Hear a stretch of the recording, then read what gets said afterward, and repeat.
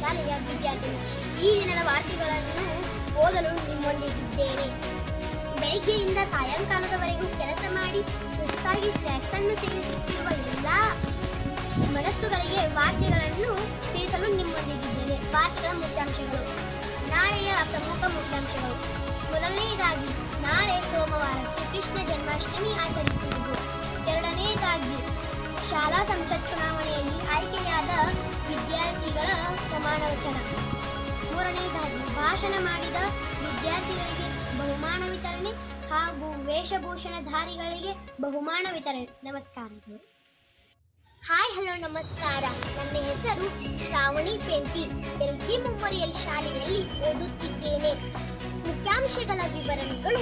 ಮೊದಲನೆಯದಾಗಿ, ಶ್ರೀಕೃಷ್ಣ ಜನ್ಮಾಷ್ಟಮಿ. ಪ್ರತಿ ವರ್ಷದಂತೆ ಈ ವರ್ಷವೂ ನಮ್ಮ ಶಾಲೆಯಲ್ಲಿ ಶ್ರೀಕೃಷ್ಣ ಜನ್ಮಾಷ್ಟಮಿಯನ್ನು ವಿಜೃಂಭಣೆಯಿಂದ ಆಚರಿಸುತ್ತಿದ್ದೇವೆ. ಹಲವಾರು ವಿದ್ಯಾರ್ಥಿಗಳು ವೇಷಭೂಷಣ ಧರಿಸಿ ಬರಲಿದ್ದಾರೆ. ಎರಡನೇ ಮುಖ್ಯಾಂಶದ ವಿವರ. ನಮ್ಮ ಎಲ್ಕೆ ಮೆಮೋರಿಯಲ್ ಶಾಲೆಯಲ್ಲಿ ದಿನಾಂಕ 12 ಆಗಸ್ಟ್ 2024ರಂದು ಶಾಲಾ ಸಂಸತ್ ಚುನಾವಣೆಯನ್ನು ವಿಜೃಂಭಣೆಯಿಂದ ಹಾಗೂ ವಿಶಿಷ್ಟ ರೀತಿಯಲ್ಲಿ ಆಚರಿಸಲಾಗಿತ್ತು.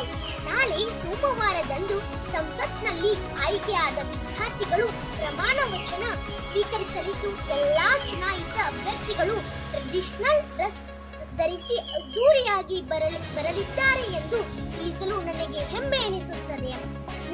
ಮುಖ್ಯಾಂಶದ ವಿವರ.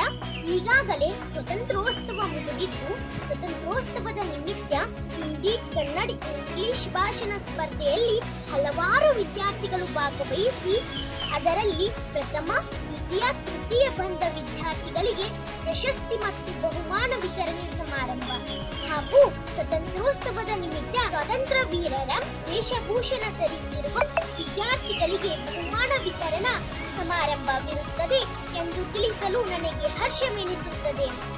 ಈ ರೀತಿಯಾಗಿ ನಮ್ಮ ಶಾಲೆಯಲ್ಲಿ ಹಲವಾರು ಕಾರ್ಯಕ್ರಮಗಳು ಜರುಗಿವೆ. ಧನ್ಯವಾದಗಳು. ನಮಸ್ತೆ. ಎಲ್ಲಾ ಪಾಲಕ ಪೋಷಕರು ತಮ್ಮ ಮಕ್ಕಳನ್ನು ತಪ್ಪದೇ ಶಾಲೆಗೆ ಕಳುಹಿಸಿಕೊಡಲಿ. ಧನ್ಯವಾದಗಳು.